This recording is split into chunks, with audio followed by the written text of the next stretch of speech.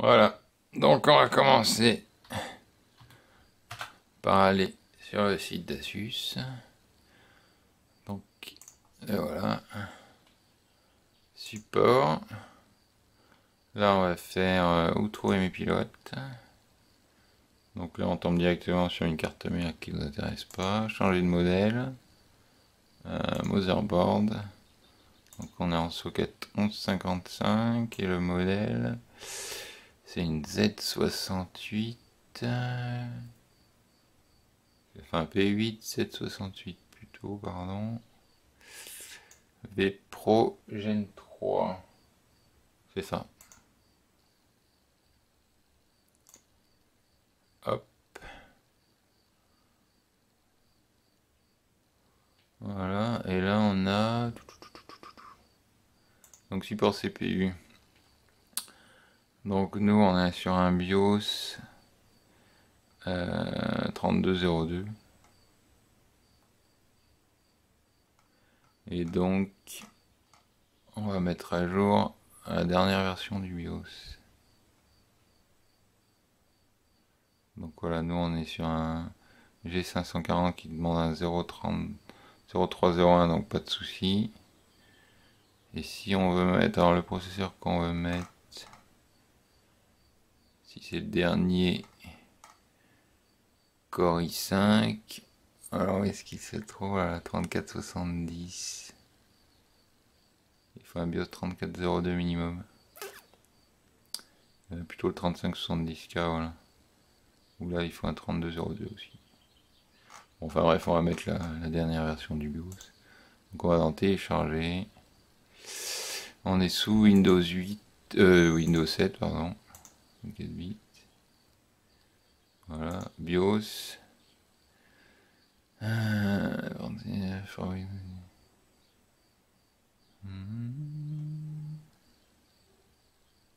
Alors ouais, ça c'est pas mal. On a un BIOS 3603 pour Windows XP et Vista et un autre pour Windows 7 et Windows 8.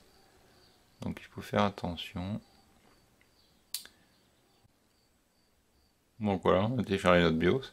Donc P8Z68V Pro Gen 3 Asus, version 3003. Donc la dernière version du BIOS.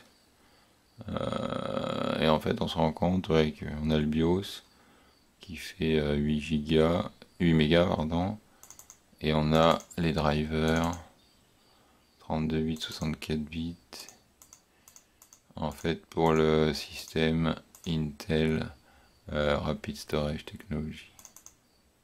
Donc c'est pour ça que le fichier est un peu plus gros. Donc ça on va aller le mettre maintenant sur notre clé USB.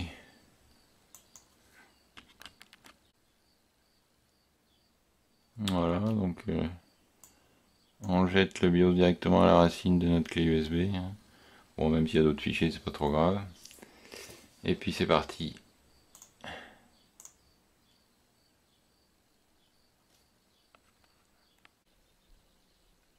Donc voilà. Donc on retrouve notre carte mère Asus P8Z68V Pro Gen 3, on va y arriver. Donc qui est relié à un écran par un câble VGA. On a une clé USB avec la nouvelle version du BIOS à la racine. Et puis là j'ai mon clavier disque dur qui sont branchés. Donc on va pouvoir y aller, d'autant plus qu'elle a le bouton démarrer.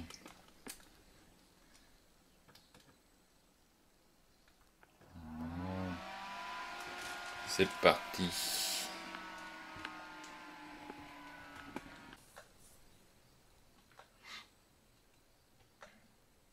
C'est vrai que la carte est assez rapide. Voilà. Donc on a atterri dans le BIOS en appuyant sur la barre d'espace. Donc là on est sur la version du BIOS 3202. Voilà ce qu'on voit ici. Voilà. Maintenant on va flasher le BIOS. Donc pour ça, on va aller dans les fonctions avancées. Voilà. Alors, moi j'y vais un peu à l'aveuglette. Hein.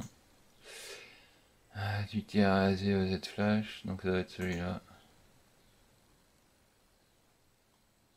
Voilà, donc ici on sélectionne notre nouveau BIOS. Oui. Souhaitez vraiment mettre à jour le BIOS. Ok.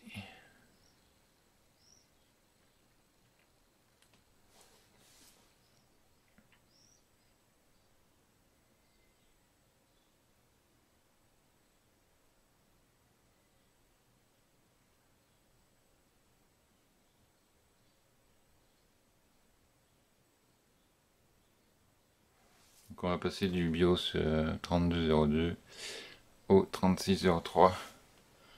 Bon, bien sûr, faut pas qu'il y ait de coupure de courant pendant cette opération, sinon ça risque de foirer votre BIOS.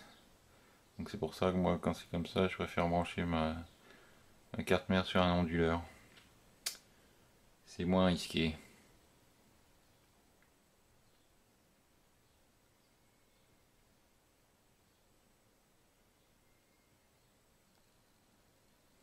Voilà, donc mise à jour. Le système va redémarrer. Ok. Donc on va cliquer sur la touche supprimer au démarrage pour bien atterrir dans le BIOS. Et voilà. Donc on se retrouve dans le BIOS. Et qu'est-ce qu'on voit ici? 3603.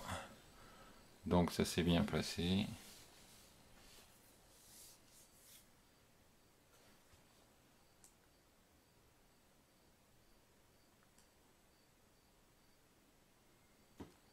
Donc, on peut même remettre ici en français. Et voilà.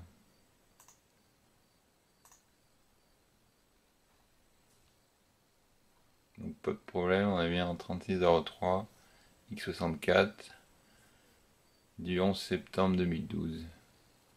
Donc la dernière version du firmware à jour pour cette carte mère. Et voilà, donc maintenant il n'y a plus qu'à redémarrer. Et installer Windows ou autre chose. C'est à vous de voir. Donc enregistrer les modifications. Et voilà.